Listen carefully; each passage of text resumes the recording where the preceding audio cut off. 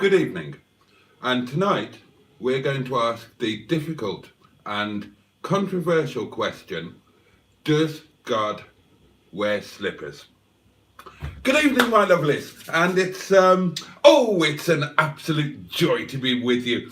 I'm so excited I could just fizz. I really could. Cheers, darlings. Let's get this bit over with, shall we? How's your day been? It's been a lovely sunny day here in the Peak District. I've really enjoyed it. What has it been like where you are? What have you been up to? What did you have for dinner?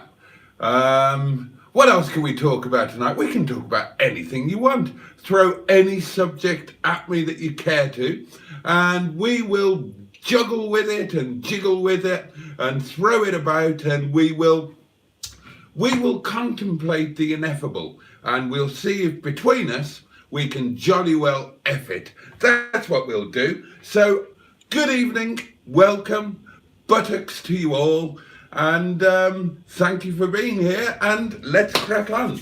Let's see which of the brethren we have with us tonight.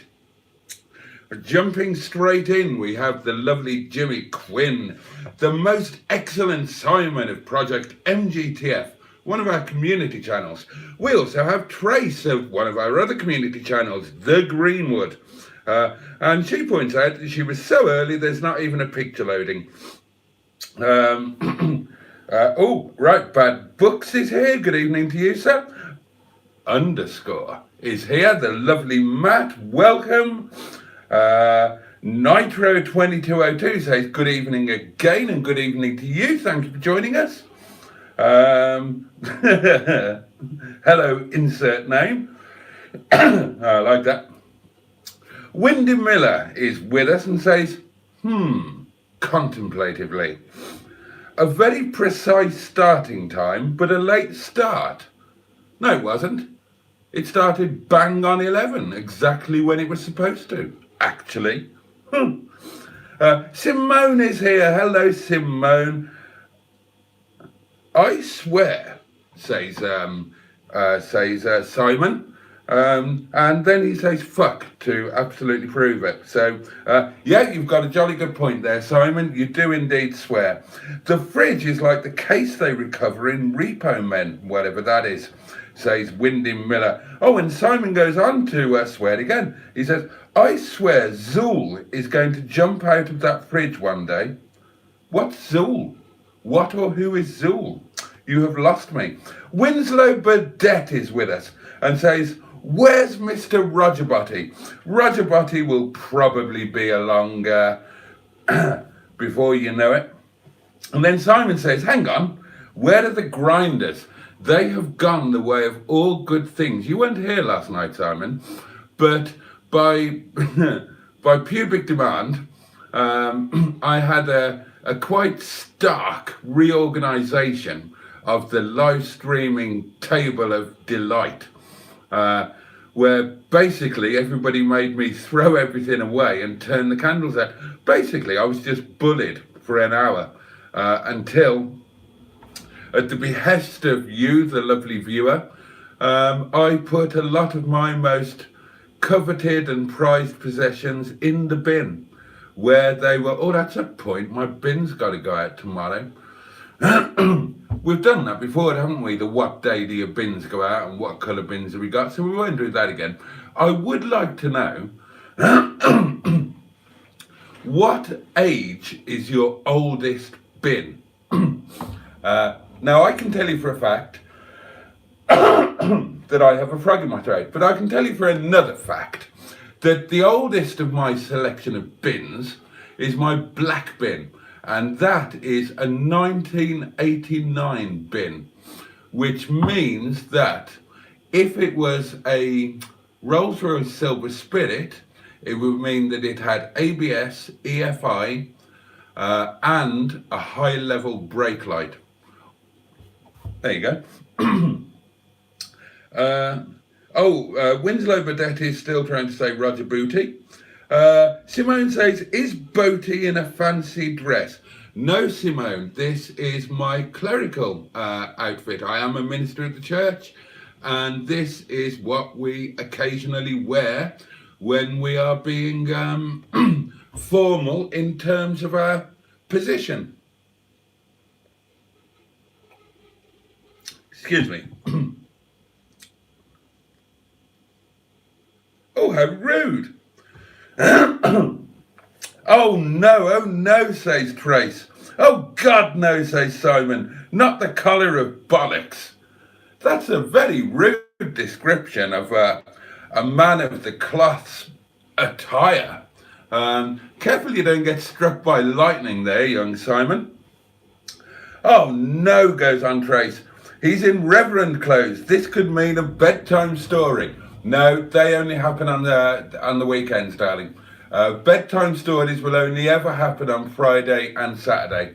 So, as long as you avoid you love the bedtime stories anyway. They get really, really good viewing figures. And they get really good viewing figures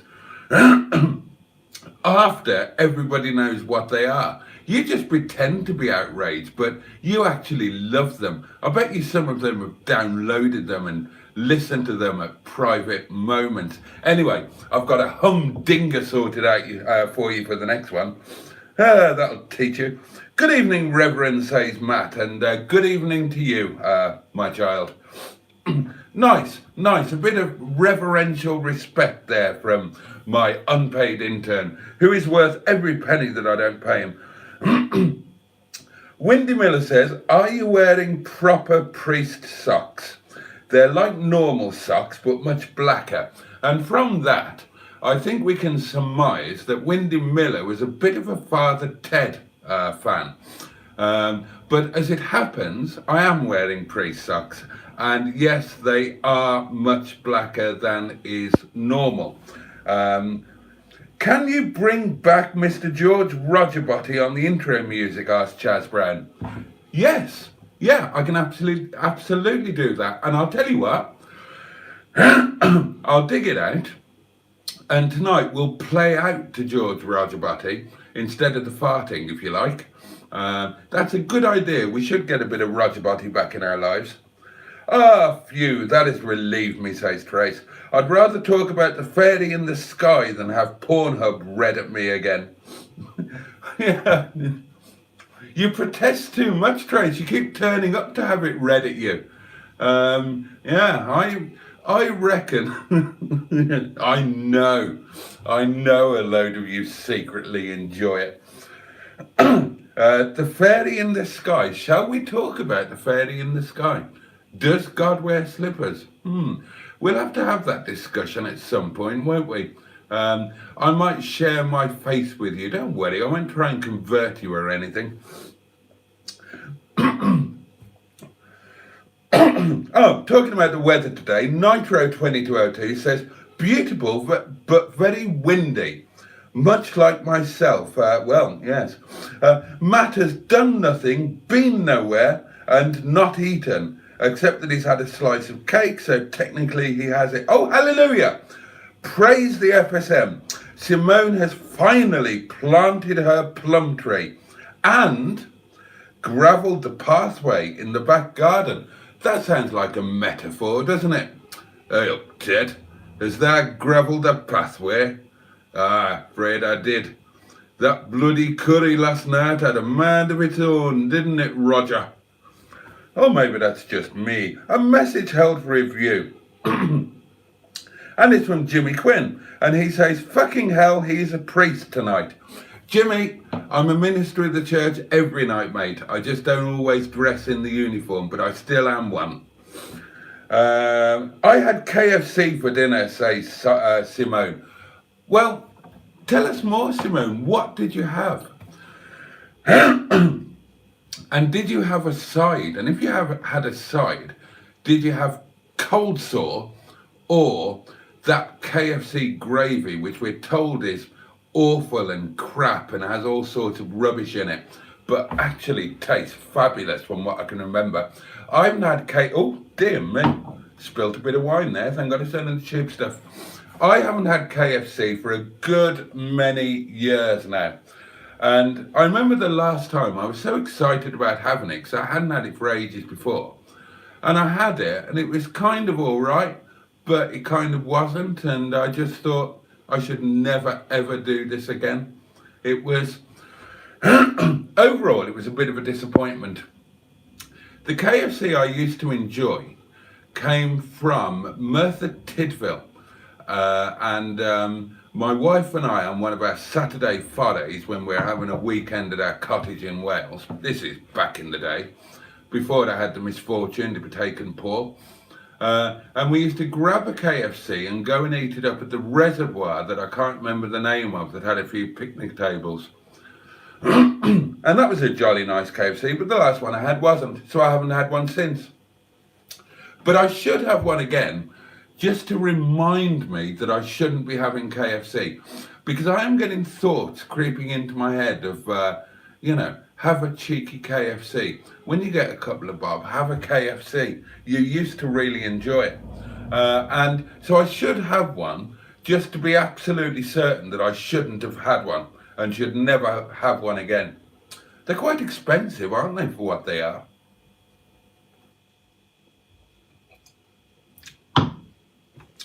Boaty, says Rover Joe. Rover Joe, how lovely to have you. Oh, it's another one health review. It's some filth from Tracy. Oh, dear me.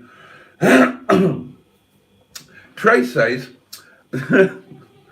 I've just poured wine down my cleavage and it's pooled into my bra.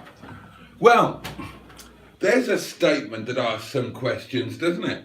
I mean, you've mentioned nothing there about doing it accidentally. So are we to infer that you've deliberately poured wine down your cleavage? And if so, why? Is it something that gives you particular sensual pleasure?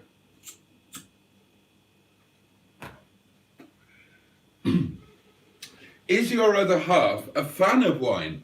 And are you hoping that he will become drawn to the wine and attempt to slurp it up, thus giving you a little chesty treat in the process? Is there method in your madness? That's what we're asking, Trace. Simon has picked up on the subject of socks and directs this at Windy Miller. I had some, talking about socks, that I thought were black, but they were just very, very dark blue. Right, lovely. Chaz Brown says, hello, Reverend Boaty of Windy Bottom Cottage. Hello to you, Chaz. It's an absolute joy to have you. Cheeseburger's here. General Cheeseburger is here and says, good evening, all. It bloody was, Trace. Trace says to Simon, you need to watch last night's stream. It was mutiny in capital letters, but it is mutiny, Mr. Christian. And that's my best Charles Lawton impression.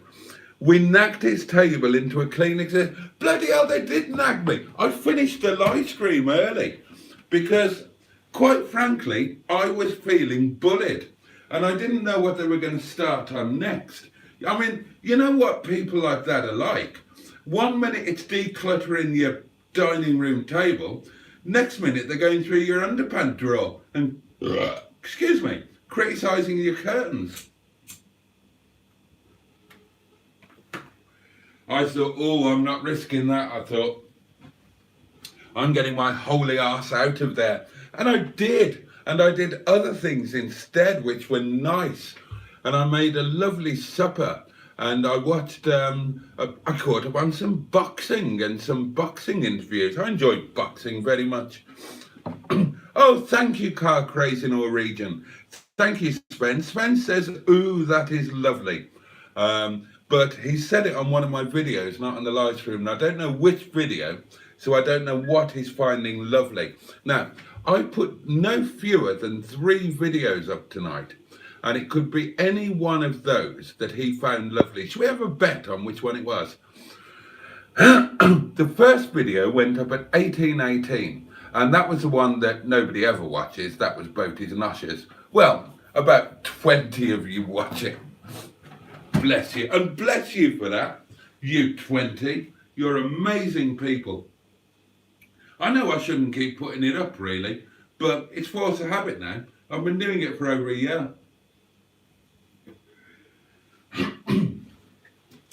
You know what? If one of my Boaty's Noshes videos ever gets into triple figures, ever gets more than 100 views, then we all know that I have really made it as a YouTuber. It'll never happen though. And then at 1919, I put up a nice video about cleaning Shison, because I properly started cleaning Shison today. Oh, didn't I just? I mean, he had a proper hoser. I got criticised as well. That Richard chap who just appears to spend all of his life criticising everything I do and telling me how I'm doing it wrong. And I think he likes me because he started tempering his criticism and throwing out some kind of nice remarks while he's criticising me. So on tonight's washery video, he sort of said, oh, you know, it's nice to see that you're doing your best. And, you know, you obviously know a little bit about how to clean a car. And then he carried on as normal, but you're doing it all wrong. And you need to watch some videos on how to do it properly. And if you watch this video, somebody will tell you that you wash it with water and it's not clean, there's still dirt there. You need to put snow foam on it and piss foam and cat foam and this and that and the other that all cost a pissing fortune. And life's too short for all of that crap. I mean, I know people, Mustard especially, gets most awfully excited about paintwork correction and machine polishing and all of that. But, I mean, seriously, what do you need to clean a car, right? You need a hose pipe. You hose the car off first to get all the grit and crap off it, do you not? And then all you need is a bucket of soapy water with your Fairy liquid or your, whatever your favourite brand of shampoo is.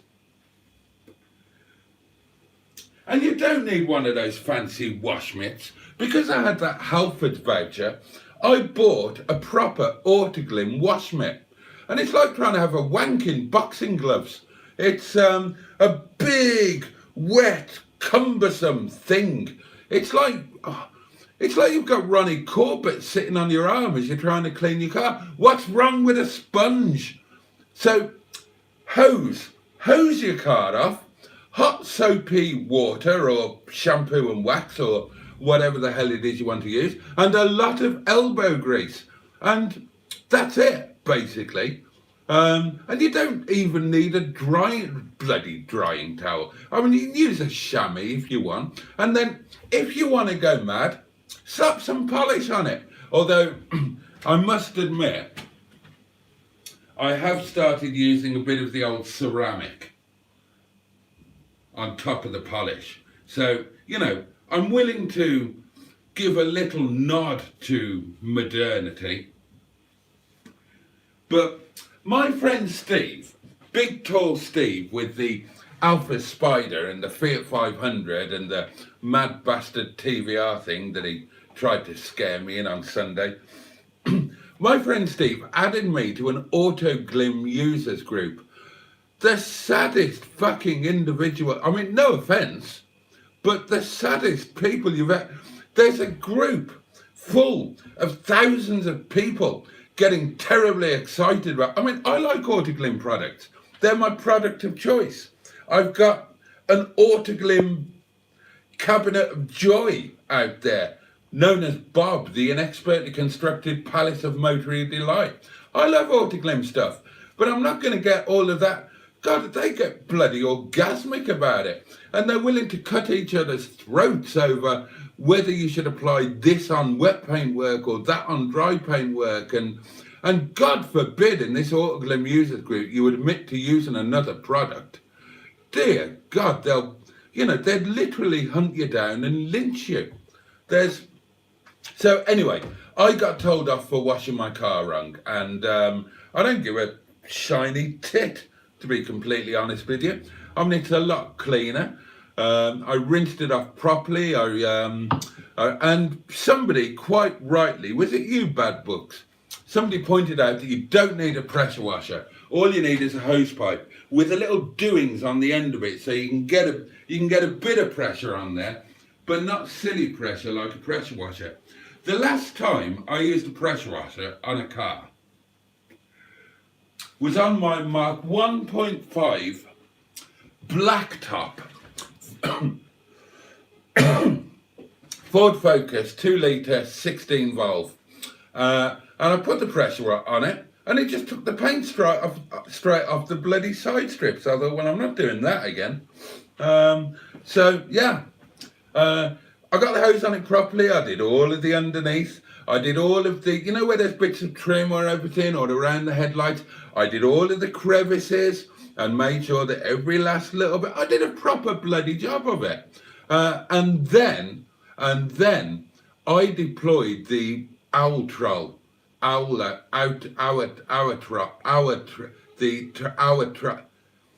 deployed the owl trollop that Simon very kindly gave me a goodly sample of, and oh, it's good stuff. It's good stuff, that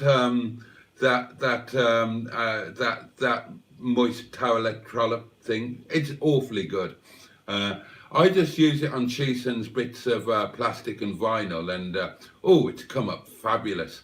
So all I've got left to do now is to, I started polishing him. I've done the bonnet. I need to polish the rest of him. I need to get a ceramic layer down on top of the polish. I need to properly do the wheels.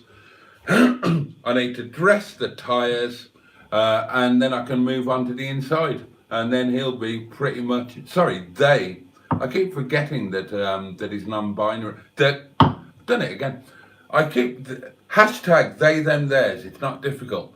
But, you know, oh dear, it's hard to keep up with all of this sort of thing, isn't it? The point is, they are a lot cleaner than they were before, and I didn't deserve that criticism, and I don't think it's fair.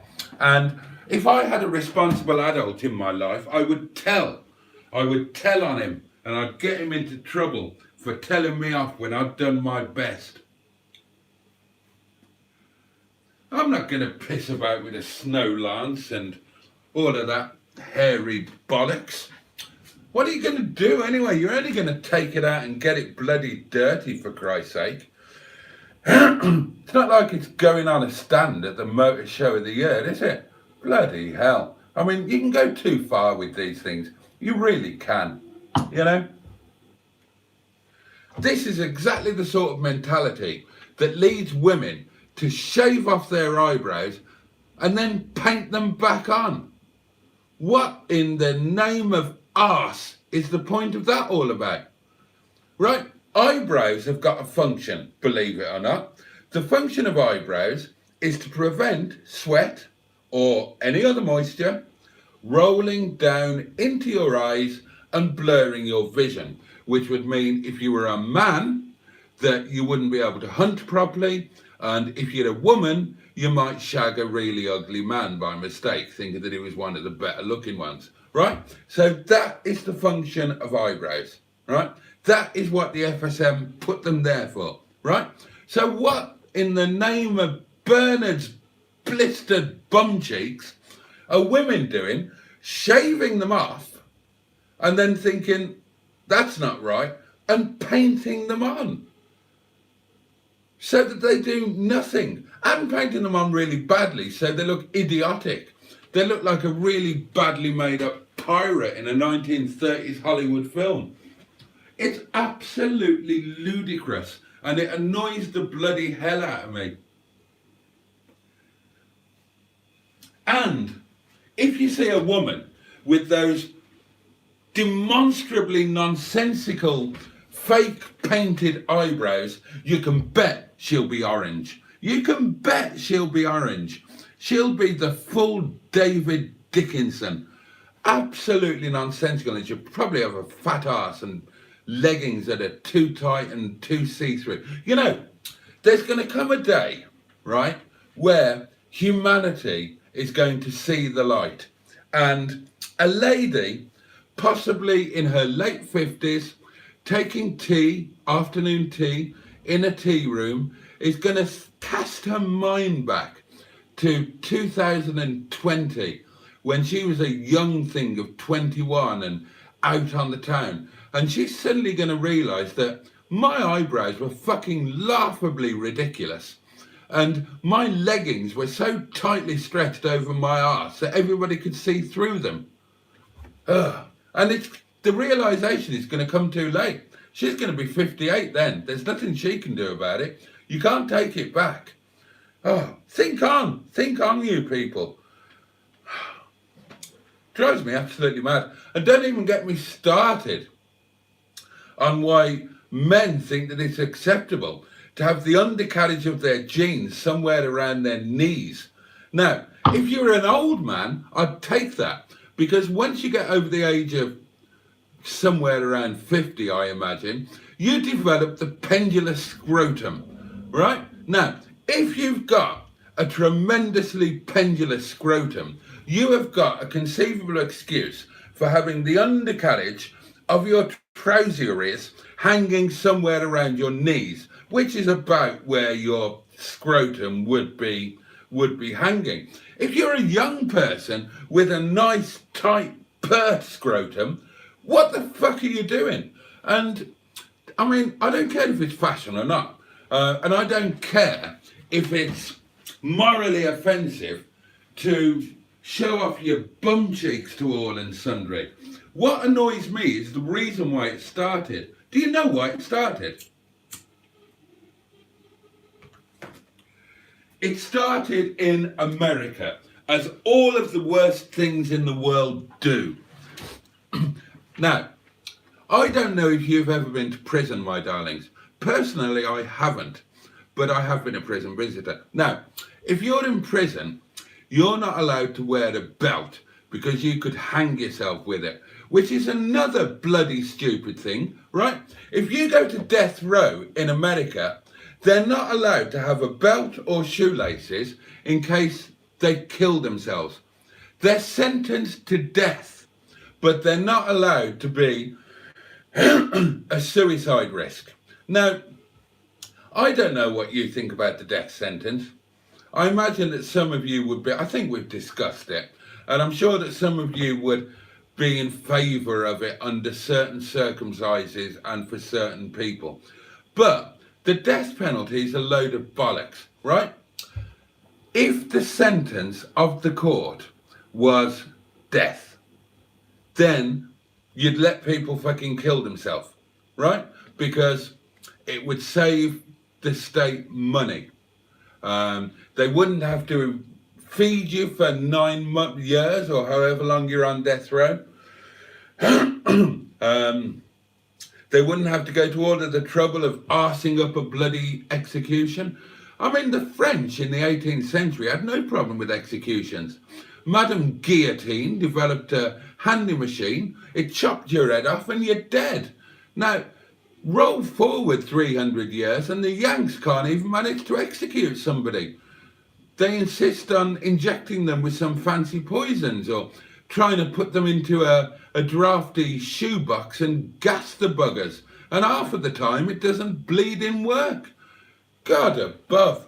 So what a sentence of death really is, it's not a sentence of death. It's a sentence of having to go through all of the nonsense is, because that's what the real payment for the crime is, at least in the eyes of those who deem it a viable punishment. It's not the element that your life is ended. It's not death. It's that you have to go through all of the charade leading up to it. I mean, you know, you want to sentence somebody to death, take them out the next morning and shoot them in the head. Why go through all... Oh, dear. Anyway. Goodness gracious me. Where did I get to? Windy Miller says, bad books. That fridge has a self-closing door. It does indeed. Would you like me to demonstrate? Well, I'll tell you what, I might as well top my wine up while I'm at it. Oh, hang on, it did just demonstrate. Now, please remind me about the frozen wine. Look, it's doing it again. Right, I haven't got any nice wine anymore. I've run out of all of the wine that I was given, so I'm drinking the cheap shit, which means that there is a bottle in that freezer there. Don't let me freeze it. Right, door open. Look. No closing pressure on it whatsoever. I take my hand away. And behold, absolutely nothing is happening. Isn't that typical? That's why they say never work with animals, children, or fridges, because they never do what they're damn well supposed to. I'm going to leave you open now as a lesson for playing up. What? That's one of the ghosts. That's one of the ghosts is holding it open. They normally close it. Well, what a bizarre thing. Anyway.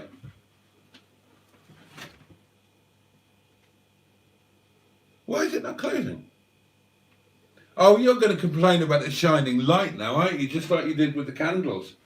Let's push it further open.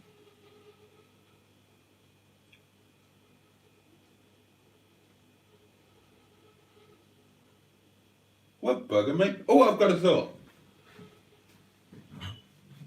Is it something to do with the weight in the door? I'll take the bottle of wine out of the freezer.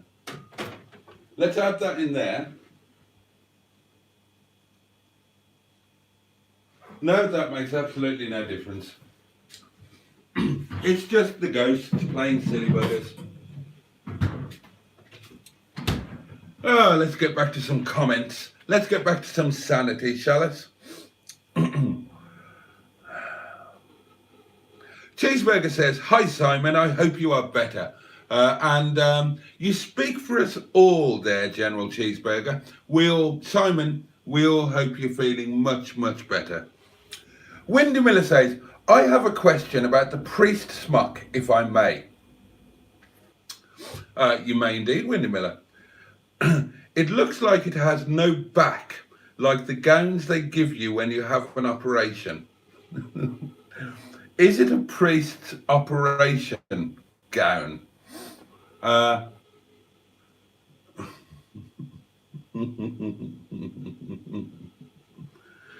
dear.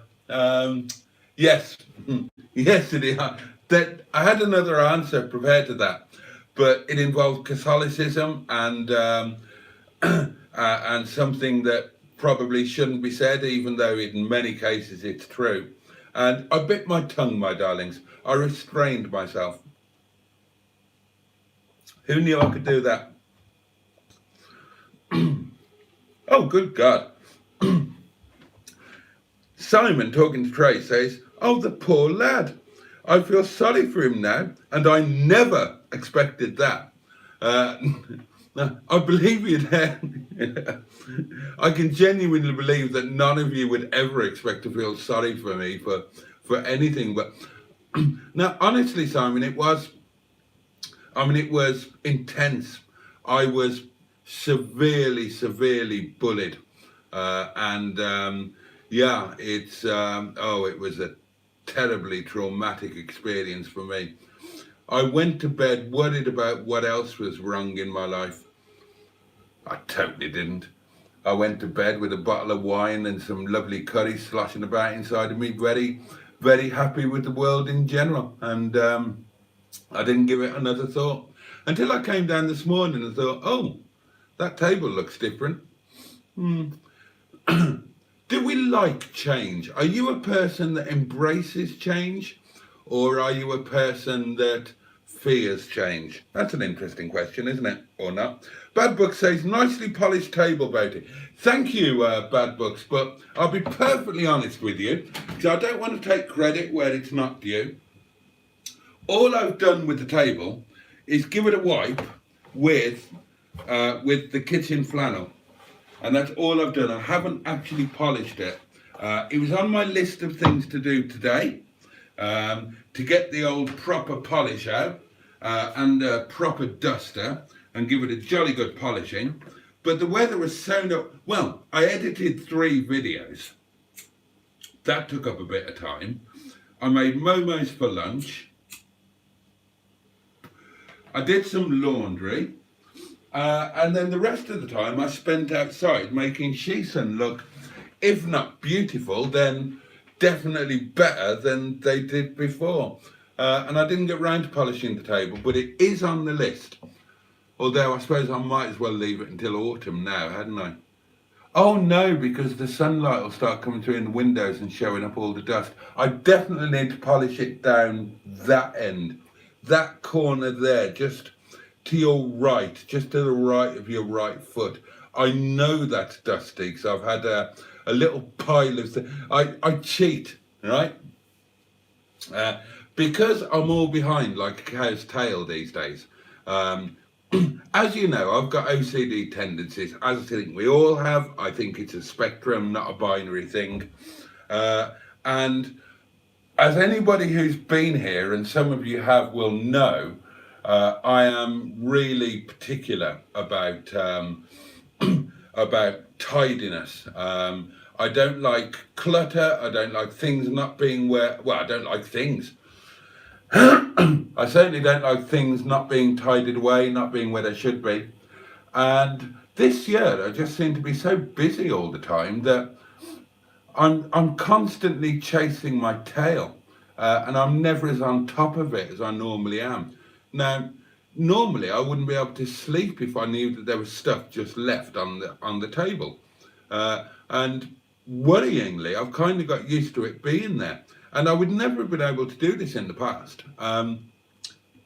When you guys are coming round, when you guys are coming to visit me, for one of these, I mean, not actually coming round knocking on the front door, then the stuff on the table, I just sweep it over to that corner there when I know that you can't see it. And that's so unlike me. I'm genuinely a bit worried about myself.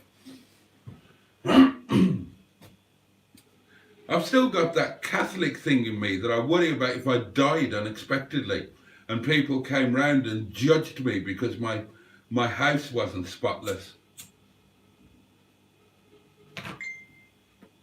Oh, hello, who's that? All right, okay. That's a definite Catholic thing. Now, I'm not Catholic, but my wife was Catholic. And she was a proper Irish Catholic woman. So she's, you know, she had an excellent career. She was a single mum of 4 people. So amongst the things that I got when she and I hooked up together, I thought, you know, busy woman, busy life, career woman, single mother. So I got us a cleaner. God almighty, it lasted 1 week. First of all, she berated me for having a cleaner, because that somehow the inference is that it's not that I'm being a kind and loving partner and thinking, well, you haven't got time for this, darling. You're bringing up 4 kids. You've got a man-child to look after in me now as well. And you're working full-time in a high-flying professional career job. No, there was none of that. It's oh right, so I can't keep a clean enough house. Is that it? And we kind of got past that hurdle. But the day before the cleaner was due, she came home from work early and cleaned the house from top to bottom like it had never been cleaned before. And I said, "What the arsing hell are you doing, woman?" And she said, "I'm not having any cleaner coming round to this house and finding it dirty." And I thought, Jesus Christ, well, I'm not paying somebody to come and clean a spotlessly clean house. So we got rid of the cleaner. And I love a cleaner. I love a woman that does. First thing I did after the divorce was get a cleaner. She was lovely. I haven't got one at the moment, which is a good job as I can't afford to pay one. But my woman that does was tremendous. I've always had women that do. When I had the flat over the showrooms, I had 2 women that did, because they did all of my ironing as well as all of the other things that they did. But my woman that does that was here was wonderful. And she worked part-time up at the Chesterfield Royal Hospital. And she was wonderful there as well. And they persuaded her to go full-time, which meant that she didn't want to do me anymore. And I haven't had one since. And to be honest, I could do with one. I'm really good at organising things and being tidy and being meticulous, but I'm less good at actually cleaning things. In fact, I'm terrible.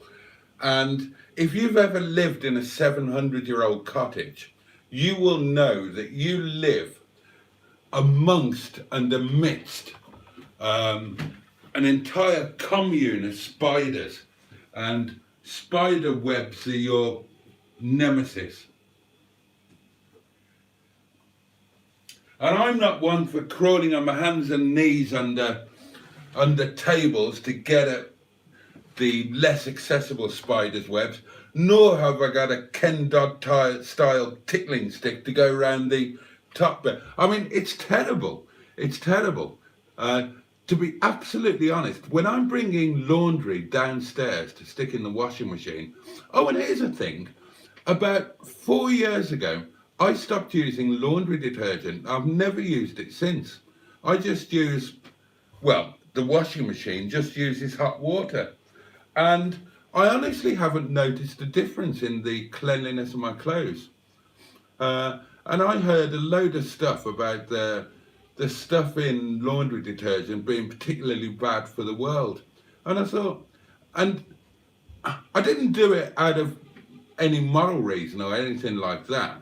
I just ran out of laundry capsules, hadn't arranged any, and I needed some clean clothes. So I put the load on. I put them on a wee bit hotter than I normally would. And they came out absolutely fine. I thought, well, bollocks, I'm not buying anymore. You know, they're bad for the planet or some such, and they certainly cost money. You know, never bought any since. My clothes just get washed in water. Now, and there's another thing. My ex Lisa, the lovely Lisa, the sexiest woman that has ever walked on this earth. Have I told you about her before? And I must have. She was the one who ran the airline, and we lived in Exeter. Well, Rockbeer, just outside Exeter. Well, between there and Pavolia in Cyprus. And she didn't use any soaps or anything on herself. She didn't shower, she bathed. And she bathed in just clean water. Unless we were in Cyprus and it was sunny and she was working on a tan, and then she used to put some baby oil in. But she never used soap or anything like that. And didn't do her any harm. She tasted lovely, bless her. I wonder what she's doing now. God, we were so close to getting married. Rings were bought, dress was bought, church was booked, everything was booked. Dear me.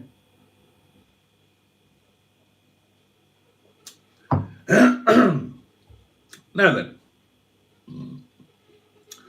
Boaty's oldest bin was my cheeseburger. It could have been actually. I've got a dusty bin mug from around 1984, says Matt. Oh God, 321. Dusty bin, Ted Rogers.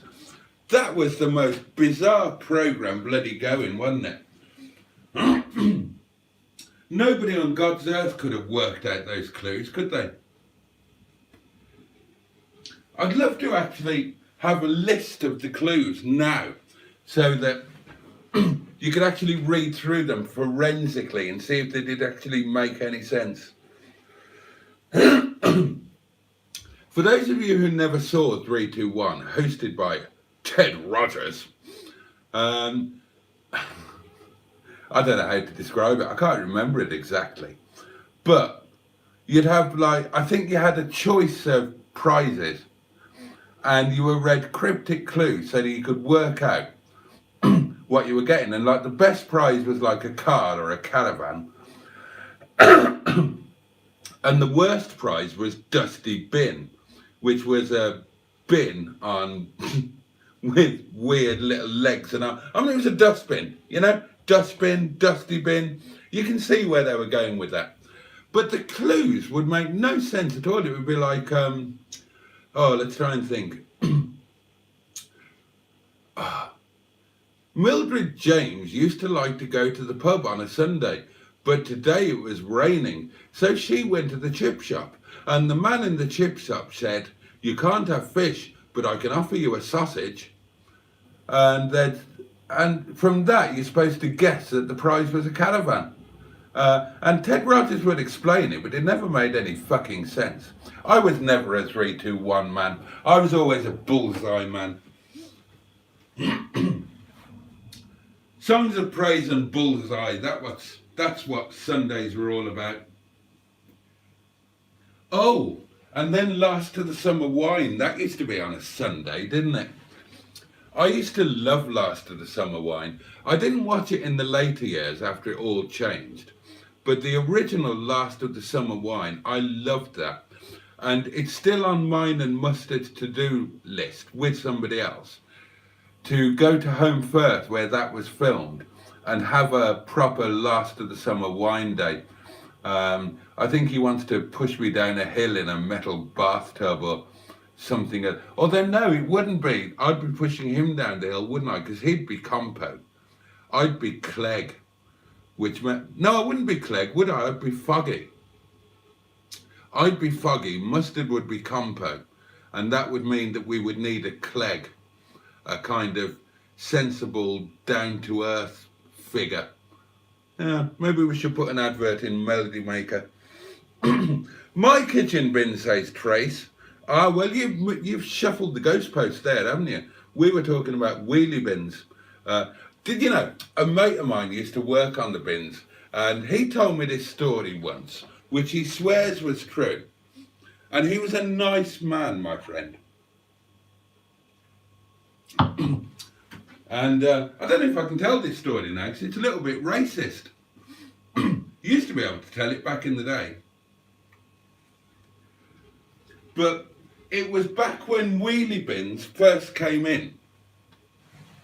And you were supposed to present your wheelie bin to the pavement, rather than the dustman or dustman woman operative type person mounting the pavement and fetching your bin manually. So, during this period of transition, people had to get used to it. And although they were under no obligation to fetch a bin that hadn't been properly presented, my mate said if they had time, they normally would. Whilst people were getting on board with this idea. And my mate actually one day went over and above, because sometimes the bins would be in somebody's back garden with a gate that was probably locked. And even if it wasn't locked, you wouldn't want to go wandering into somebody's back garden without being invited. And that's not a sexual reference. I don't mean that in a Christopher Biggins sense before you start going on about it. And anyway, the point is, they got to this house and there was no bin presented and no bin in sight, and they happened to be ahead of themselves. So my mate actually knocked on the door and had to knock again, and eventually a little red-faced Chinese man appeared at the door and said, "Hello?" And I apologise for this if you're Chinese. I'm not racist against Chinese. I've podgered more than my fair share, quite a few people's fair share, and I'm their biggest fan. I love Chinese people, but for the purposes of this story, I have to be very slightly racist, and I apologise for that. So he answered the door and said, "Hello?" And my mate said, "Hello, mate, where's your bin?" And the Chinese guy said, "I've been on toilet." And he said, no, no. "Where's your dustbin?" And the Chinese guy looked at him and said, "I've just been on toilet." And he said, no. "Where's your wheelie bin?" And the Chinese man sort of sighed and said, "Oh, okay. Wheelie bin having wank." And there we are.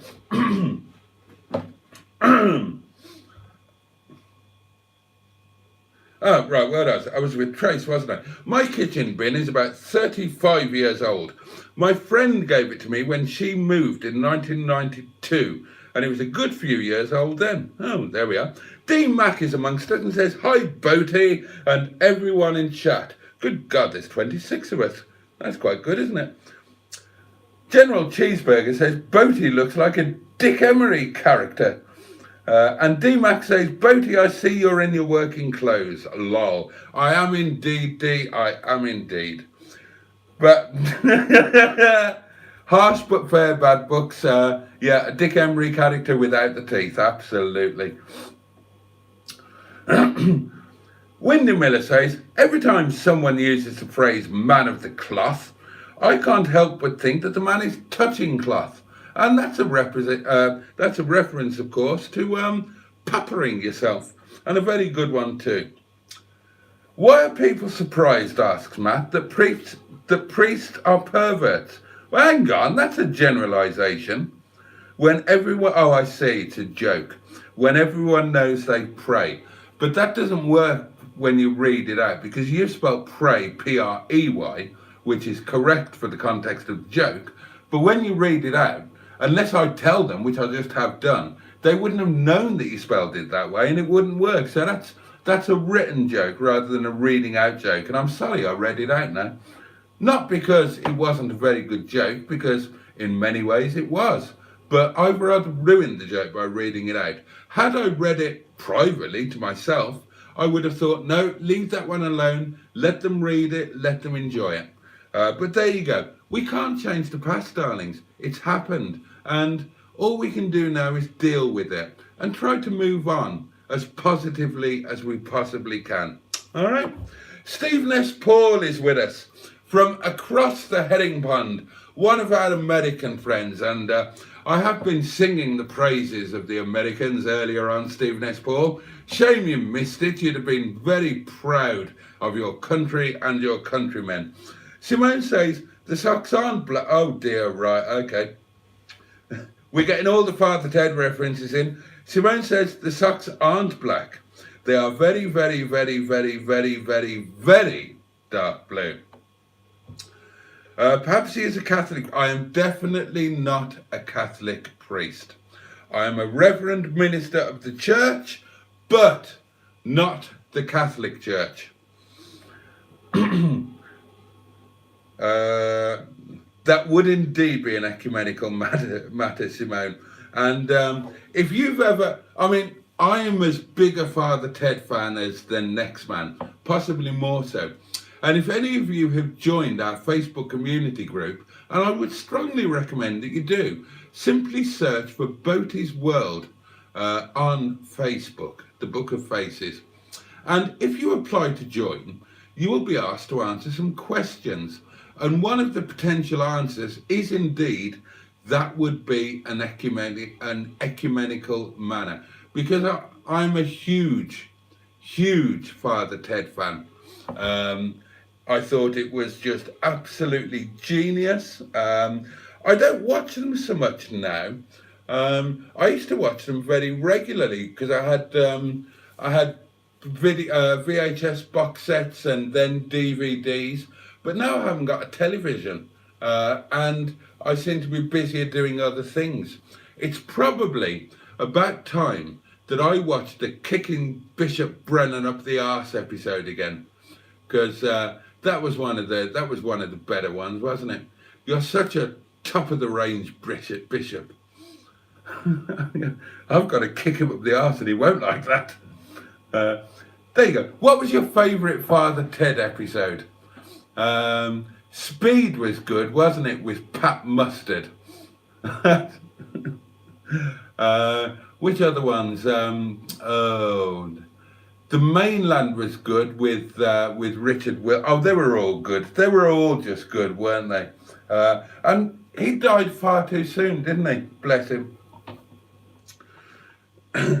I really hate Father Dick, but we're just doing. Is this going to be it now? Is the chat just going to be, we're just going to basically rehash all of the Father Ted scripts? I'm perfectly all right with that, to be honest. Where did that come from? Boaty hasn't choked the chicken in years. Right. Now we're back to Father Ted. The ones in here are small. The ones out there are far away. Go on, let's have all of the best Father Ted lines. We're getting close to when this is going to shudder to to a halt anyway. So why not? Let's go for it. Come out with all your best Father Ted lines, and I'll plough through the comments and we'll get to those, and that'll be a nice ending to this symposium, won't it? Because honestly, who doesn't love Father Ted?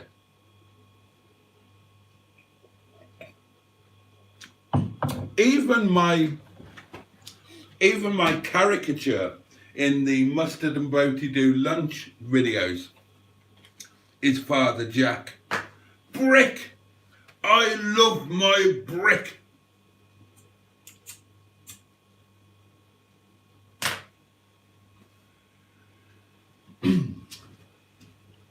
Maybe you should all become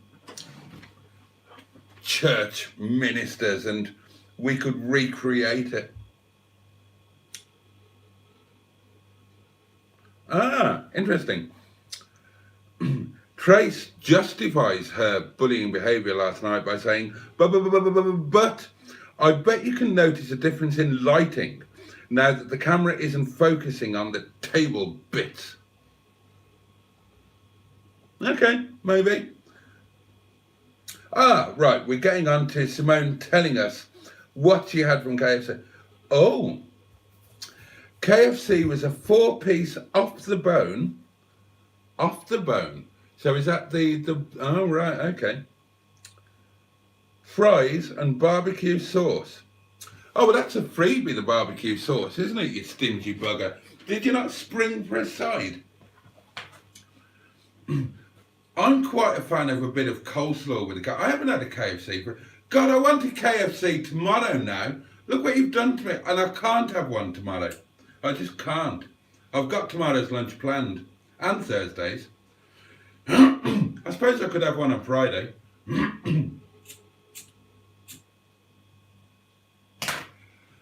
But if I do have one, I know I'm just going to hate it and be disappointed. And I'm particularly skint this week.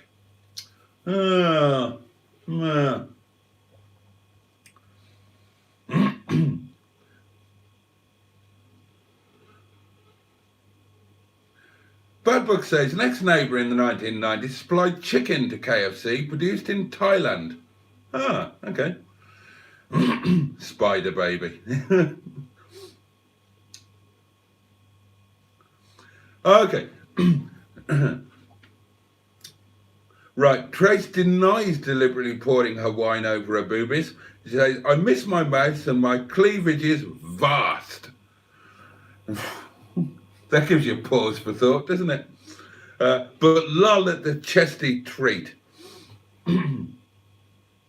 Oh, and Matt chimed in with rather a clever joke.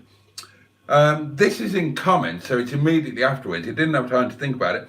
Don't pour wine on your chest. It's a cup, not a glass. Where are your standards? That's actually very funny.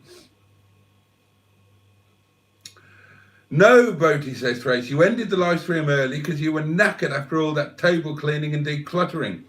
Well, I might have said that, but I ended it because of the bullying, because I was feeling bullied and afraid and timid and nervous and paranoid, because, you know, I am all of those things, aren't I? You can tell, can't you? Shy, shrinking violet that I am, living on other people's opinions of me. Dear, oh dear, oh dear. I'm trying to wonder if I've ever given a toss about what people think about me. I suppose I must have at one point. I bloody don't now, but I think that's fairly self-evident, isn't it? I clearly need food, says Matt. These attempts at humour are getting worse, and who knew that was even possible? Your last one was your best, Matt, so I take issue with that.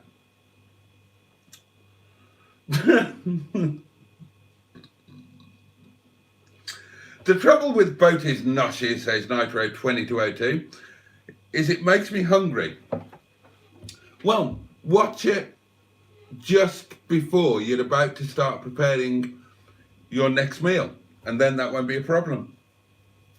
Oh, Liz is here. Hello, Boaty et al. I do love a bit of Latin in the midnight hour. Hi, Liz. How you doing? How's the old How's the old academia doing?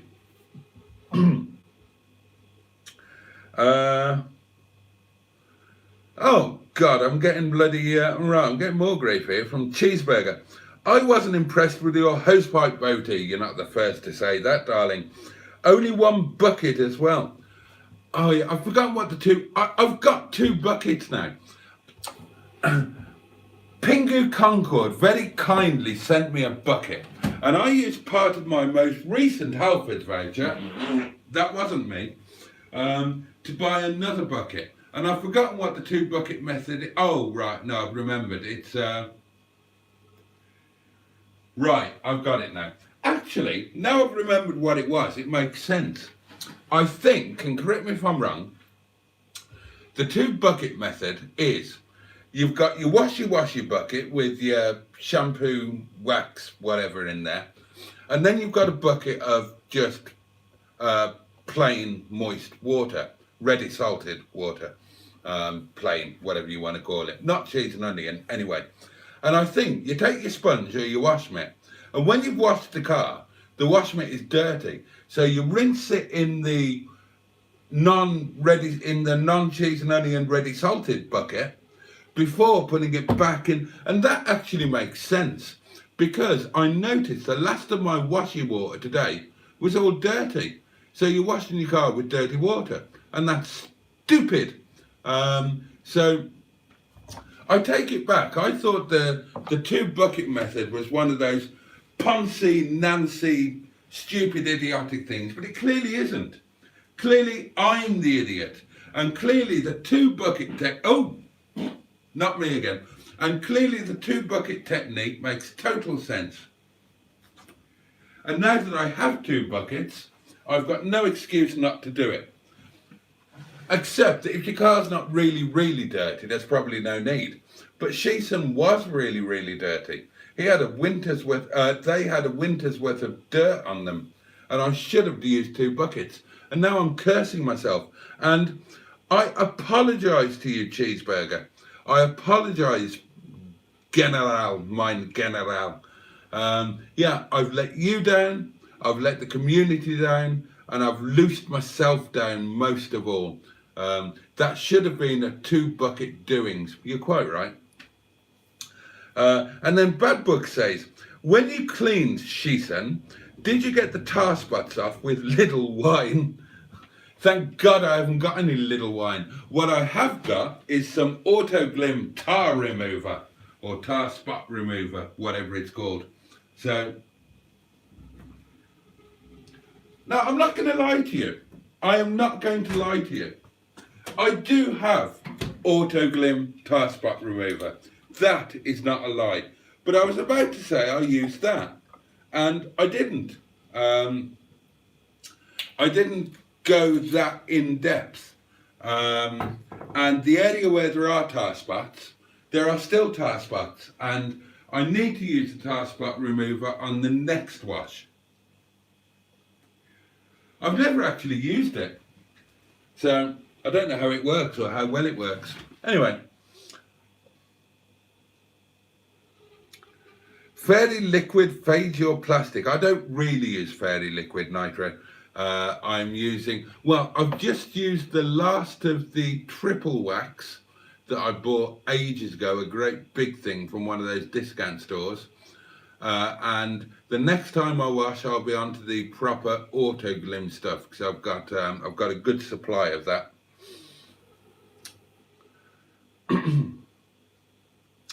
I don't have a wash mitt, says Cheeseburger, but I do have a fluffy cat with quite a relaxed bumhole. Imagine, I imagine if. Oh right, Simon says, did you use the owl trollop yet? Well, you must have missed the beginning of this live stream, Simon, because I spoke at some length about it, and yeah. And you've obviously not seen today's video, or the middle one of today's videos. I used it today for the first time, and it is sensational. My advice would be a little goes a long way. Now, I knew that because James told us all, but I still used a bit too much to begin with. Use it sparingly would be my advice. It really is exceptionally good. Use it sparingly and then pause and see what bits, because it's effectively a filler. So use it sparingly, pause, wait to see which bits remain unfilled, and then go over those. If you just go at it lickety-spit, like you would with a normal vinyl restorer or something like that, you're going to be using too much, and it's going to look as one of my panels does, and I will correct it tomorrow. It'll look, oh, I don't know how to describe it, but over the top. It'll look OTT. It'll look brill creamed rather than just properly shiny, like as new. But it's brilliant stuff, and when I talked about it, Simon, I did give you a massive shout out, and I did give you a massive thank you, and I plugged your channel, as I always do, and which you do for other people as well, so it's only fair. But yeah, I have used it. It is brilliant, and thank you again.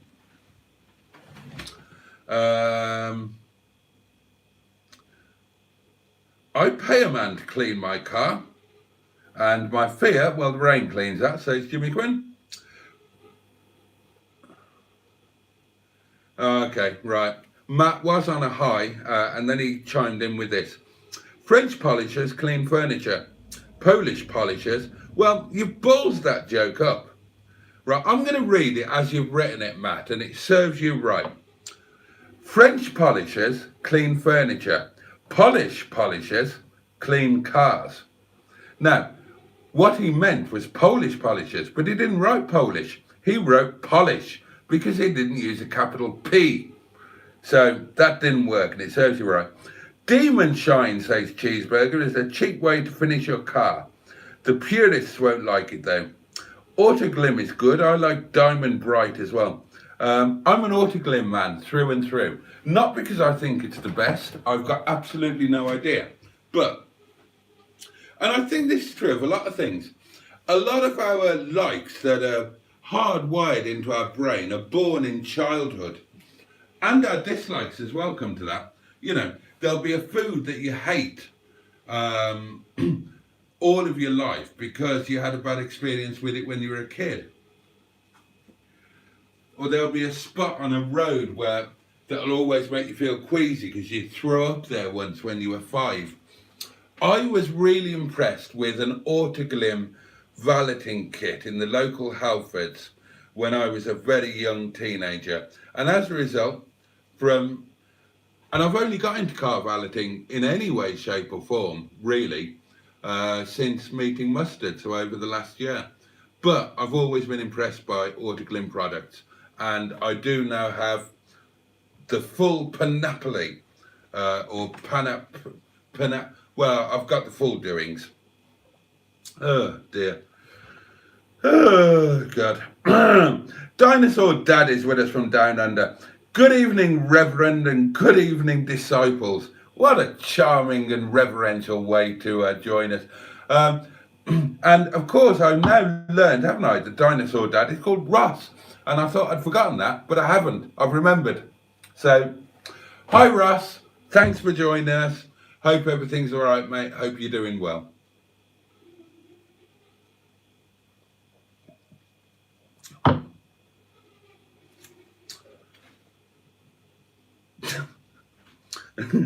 Simon says, Boaty, hello.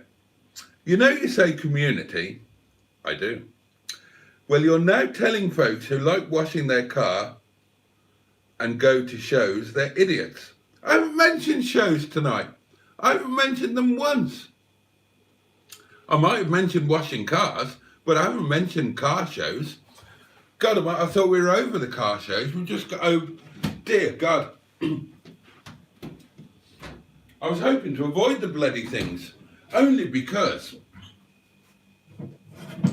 I've been shoved into so many bloody groups now, and I've got so many friends that for the past week, Every time I open Facebook, all I see is Pride of Longbridge, which is lovely. Oh, I hate it when that happens. Why can't they develop a way of keeping that in there where it's supposed to be? Right, the wine is not yet frozen. Keep an eye on it, please. Yeah, I'm desperately trying to get away from bloody car shows. And Pride of Longbridge, wonderful as it was, is all done now until next year. So, if you want to talk about a car show, or whatever it is, or a meet, or whatever, let's talk about Furious Driving's meet on a week on Sunday at the Motorist. I don't mind talking about that one. Where did I get to? After washing the car, says Bad Books, I rinse off with rainwater out of the water butt, filtered with a paint filter in a watering can. Oh, okay. D-Mac says, I wonder, did Boaty wear those clothes for Chinese madam? You've not been paying attention, have you, D-Mac? The only interest Chinese madam had in my clothes was getting the bloody things off. So, ease of access was her primary concern. Oh, health review, and it's from Simone. Oh, shiny tits. Exactly, Cheeseburger. Use a pressure washer around the Focus and sweep it up afterwards. I nearly did have to. But, right, no, don't know about that.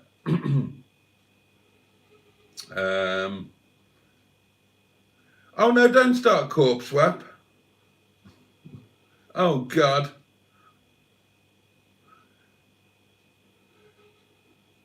Oh, God, how far behind am I with the comments?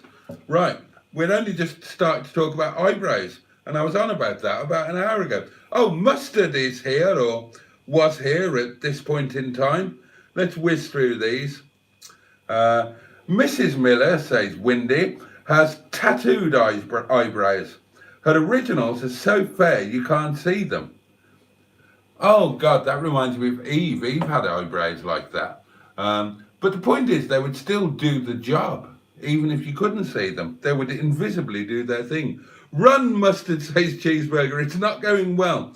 Oh, and then everybody says, by the power of Grayskull, says Ross. He's doing a great sermon tonight. He needs Mummy Roger, but his nurse, says Cheeseburger. Oh, one health review. Oh, right, and it's from Trace. Hey, she shouts at me. I have a fat ass, and my brows are completely untouched and au naturel. I could nest hedgehogs in mine. Excellent, the full Dennis Healy's, that's what we like to see. And then she clarifies my eyebrows, not my arse. And then she further clarifies by saying, actually, although... Oh dear. Have a good night, everyone, says Simon, who's clearly had enough at this point and is buggering off.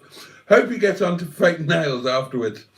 Don't get me started, says Windmiller. Seems like a warning. He's on fire, says D-Mac. And well said, Boaty, says Jimmy Quinn. And then Bad Book says, good night, Simon. And we all say good night to Simon. Oh, God, now we're talking about belts and hanging ourselves. Oh, dear. I think Boaty's a Nazi. Bloody hell, Cheeseburger. Removing items that someone could end all with on death row takes the pleasure from the state and the executioner and means the Crim has won because they checked out early and didn't get to stew on it for years. And don't freeze your wine. Does he have his dress on back to front? You took the eggs out last night. It's now on back. I took the eggs out ages ago after being bullied again. My eggs were doing nobody any harm in there. And I've now got an eggless fridge and I've got a gap where the egg should be. Oh dear. I'll buy some more when I've got some. I did actually fancy eggs the other lunchtime. First time I fancied eggs for ages. I even went on a YouTube video of how to cook the perfect fried egg. But then I didn't have any eggs and I didn't buy any, and I still haven't. I knew that somebody would pick up on that. That's why I didn't go there, Cheeseburger. I think you should wear that for your next Project Nigel visit, says Mustard. I did plan to, actually, but it's been too bloody cold. I definitely will. I definitely will. I told Matt I was going to do it the first Monday after he popped round to see me. Oh, God. The vase isn't bloody dirty, Jimmy Quinn. I washed it last night. How dare you? All right, I might not have washed it perfectly. Don't start bullying me over my table again.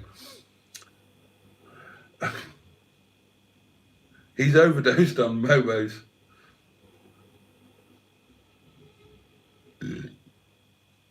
Hey? Oh, God. By the way, says Mustard, you're getting some used underwear in the post. You asked for it. You mean in your video? Oh, God, yeah, I did. Oh, and you've just done a lot. I didn't watch your live, mate. I didn't get a chance. I didn't get home until about 8 minutes to 11. Okay. Right. Presumably, how many have I got? I've got 23 of you watching, and I'm so glad that you are. Thank you. I presume that most, if not all of you, watch Mustard's live stream. Did something happen in that live stream where somebody has pledged to send me some used underwear? I've got a horrible feeling they might have. But you know what? You know what, Mustard? I'm going to brazen this out. Okay, I've got no idea if what Captain Mustard said is true or not. But I have had a few glasses of wine. However, you can quote me on this.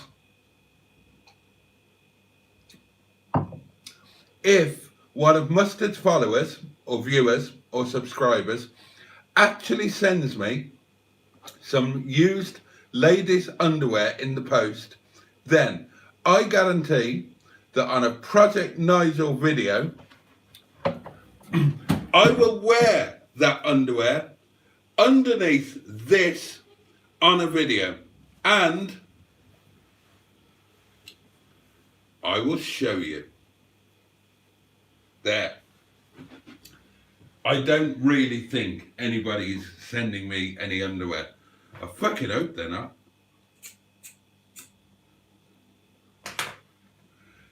Now I've said that, I've never had the chance to try women's underwear. My partners have all been slim and I've always been fat. I'm sending you a home help, says Jimmy Quinn. Thank you, Jimmy, I need one. How many hours is he behind on comments, asked Cheeseburger? About 3, but I'm going to plough through them now.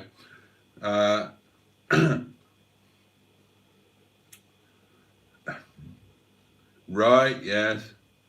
Is he getting ready for a haircut? Thought that was in January. It is. The next haircut will be on Bernard's birthday, same as every other year.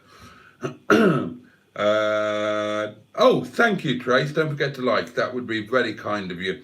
I'm allergic to laundry detergent, says Nitro, so always use plain water. Cheeky! D-Mac says, no wonder he smells. I don't smell. I'm very fragrant. How dare you? I don't use soap in the bath, says Trace, or bubble bath, etc. Ever. I do use shampoo. I do wash hands with soap, plain water for the body and face, smallest amount of washing liquid for clothes. Oh, God.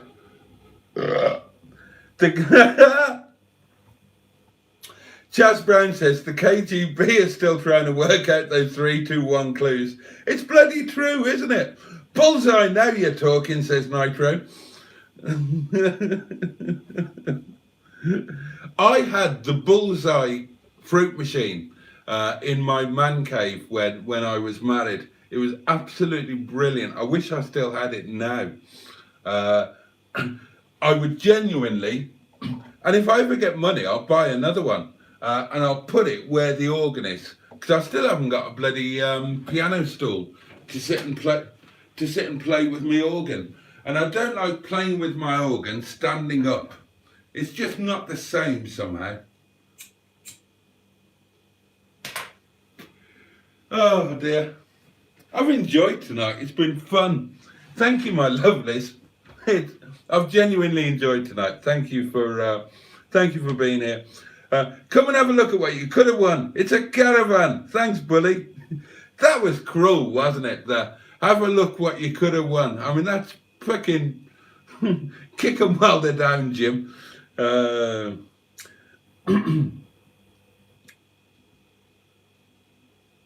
Right, okay. Oh, Cheeseburger says, I see the infidel has sold a car. Now, the infidel is a tongue-in-cheek reference to Ian Hubner, who I'm sure is a lovely bloke, despite the fact that everybody I've spoken to who's met him said they didn't like him. I didn't say that, and I'll deny it if anybody quotes me. I'm sure he's a lovely fellow. Yeah, I haven't watched the video, but I did see that he sold a car, and I do know which car he sold. And I want to watch the video, because the car he sold is a car he was given for nothing. So I want to know what the deal is, and what's he doing with the money that he's made from it. Because, I don't know. I need to watch the video first. And I haven't watched a Hubnut video for ages. But I'll watch this one just because I want to, because I don't know, maybe he's done something or given something to charity or given the money to the original owner, or maybe he spent money on the car and he's just getting back the money that he spent on it. But selling a car that you were given, I don't know, is that a bit wrong? Or maybe, I don't know. Given the benefit of the doubt, watch the video. He's not thick. He's definitely not thick. So he's not going to do anything that's going to give anybody reason to have a go at him. So I'm sure it's all above board. But I would feel very awkward about that.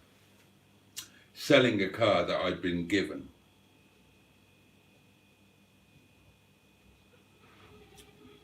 And apparently, and as I say, I'm not really up with Hubnut, but apparently the one he sold is the best and most reliable car that he had. But I don't know. I'll watch the video and we can talk about it again, or if you watch the video, tell me about it.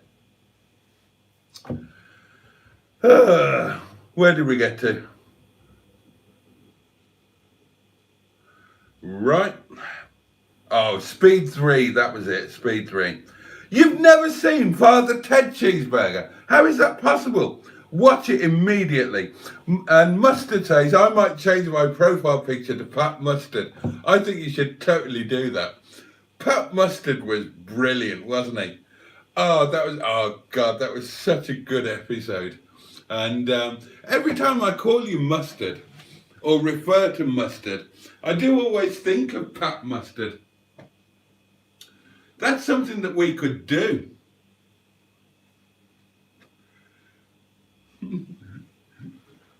Yeah, we could do a spin-off. We could come up with some bizarre sketch of how Pat Mustard and Father Ted came together in a caravan. Oh God. Have a cup of tea. Go on. You will. I'm a happy camper. Oh, good, we're getting onto the Father Ted lines. The best Father Ted lines. Oh, I'm going to enjoy this. Let's start again. Where did we get to?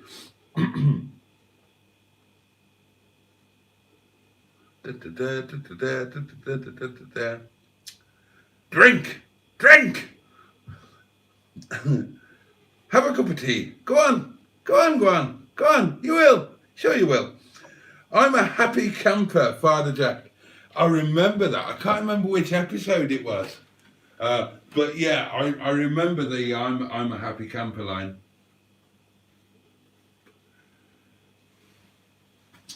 Oh God, I need to watch them all again now. Do you know what? Do you know what I might do?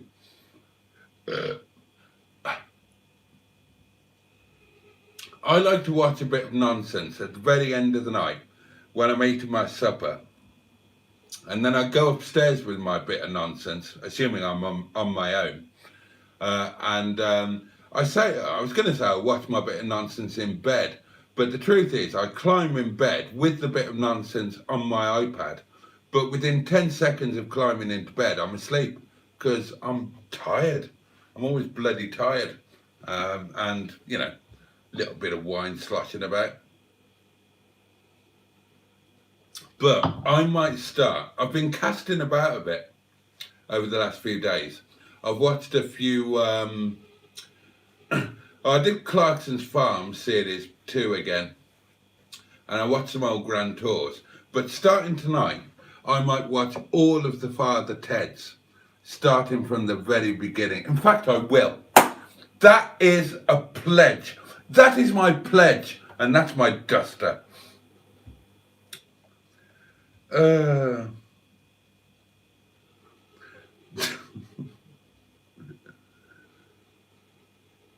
Non-Father Ted watchers should be flogged, says Ross. Oh dear. Favourite Father Ted episode, says Trace. The Christmas one in the lingerie department. Oh, and the Eurovision one. I'd forgotten the Eurovision one. I loved the Eurovision one. My lovely horse. My lovely, lovely, lovely horse. Oh, God. I want to shower you with sugar lumps and take you to the horse dentist. That was a really, that was a good episode. And Mustard says, yeah, the Lovely Horse song was my favourite too. Oh, Ross says, I'm off. Bye all. Hello, Roger Boaty's here. Oh, God. The Lovely Horse song is Mummy's favourite, says Roger Boaty.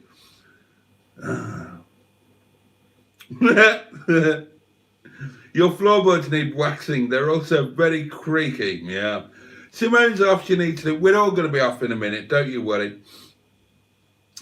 Paraffin is best on tar. Right.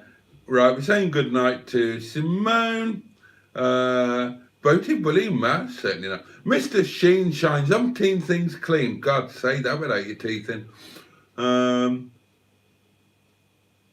Oh my God, lol about the Polish stroke Polish, says Grace.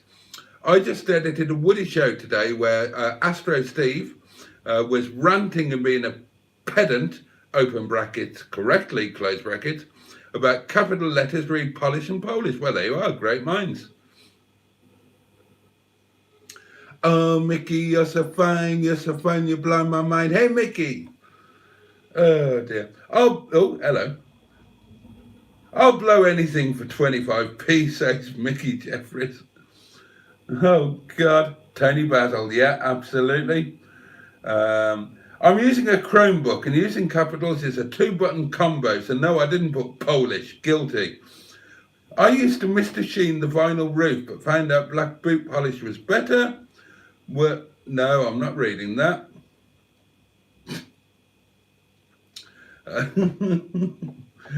All I remember is sausage, says Nitro, talking about Mustard's live stream. Oh, God. Yes, I was there, says Mustard. And Jimmy Quinn says, lots of people are sending you knickers. They're not, are they? They're not. They're not. They're just joking. Liz says, I've been trying to think who Boaty reminds me of in his vicar's outfit. Some may not remember, but it's the Reverend Bob, the car modding guy.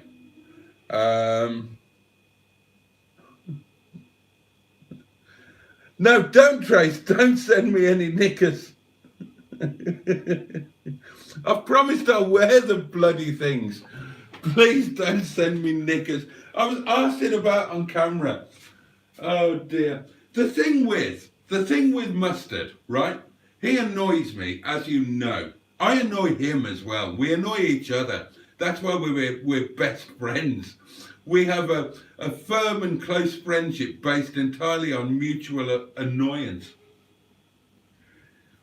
And obviously, we've got very, very different filming styles. Now, you all say I don't edit. I do. I can. I do. I actually enjoy editing. But I like to leave a camera running and then either leave it as an unedited mass, like the lunch bits, or edit it really quite strictly. Whereas Mustard likes to just do snippets of film. And that really, really annoys me. And just out of sheer malice and badness, when he's planned a little snippet, and that's all it's going to be, I will deliberately try and fuck it up by either throwing in a non sequitur or throwing in something that's unbroadcastable. And occasionally I don't go far enough, and something that I never intended to be broadcast gets broadcast. And when we were doing those bits, I was supposed to be helping him with his video, and he's doing his video his way, which is perfectly okay. He's more than entitled to do that. But because he was including me, I felt the need to bugger it up, as I always do. And he left the bloody bits in, the arsehole. I didn't intend those bits about wearing women. They were just there to knacker up his editing. And the buggers double bluffed me by leaving them in. So I don't really want to wear women's knickers under my priest's outfit. I would though. No, I've said I would. I'm a man of my word. I missed Mustard, says Cheeseburger. I was watching the mighty West Bromwich Albion win on Sky instead. Hello. It's a good job you're friends, Mickey. Bloody hell, he could use Tracy's bra as a hammock in the caravan. Are they really? Laugh my arse off, Mickey, says Trace. I can't afford to send a bra. They're about 50 quid each. Bloody hell. Oh dear. Oh God, yeah, bullseye. Living in Birmingham and you win a speedboat, yeah. Oh, okay, right. Somebody has watched the Hubnut video. He sold the car for a profit. Well, he would do. He got it for nothing. But has pledged to give the money to charity. Fair play. Yeah. Oh well, that's okay then. Can't argue with that. And that is exactly what I would do. That's how I would have dealt with it. I would have pledged to give the money to charity and then just not and spent it on myself. I wouldn't really. And I'm sure that Ian wouldn't either. I'm sure he's a lovely guy, despite people not liking him. Shut up, Boaty. Right, Mustard's off.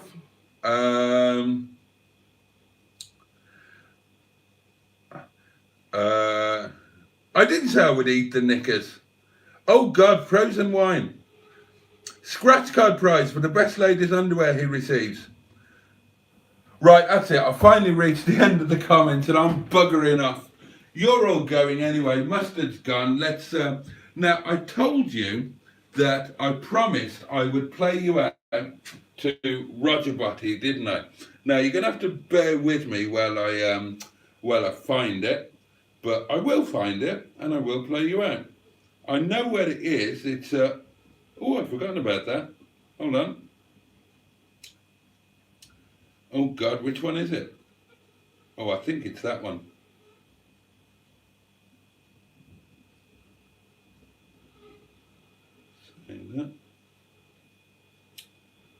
Right, let's go for it and hope it's this one. There you go.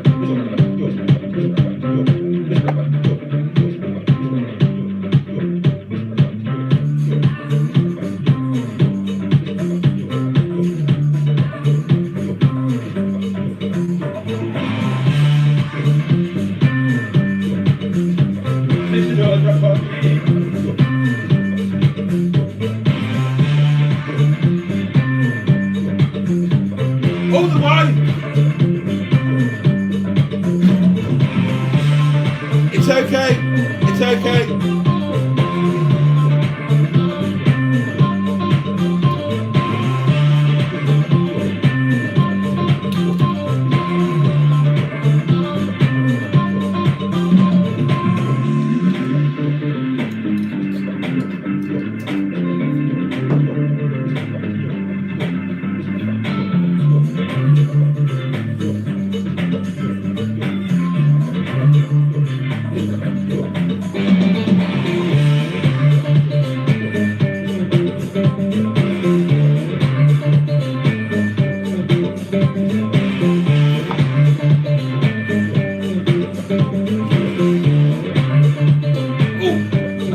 On the radiator.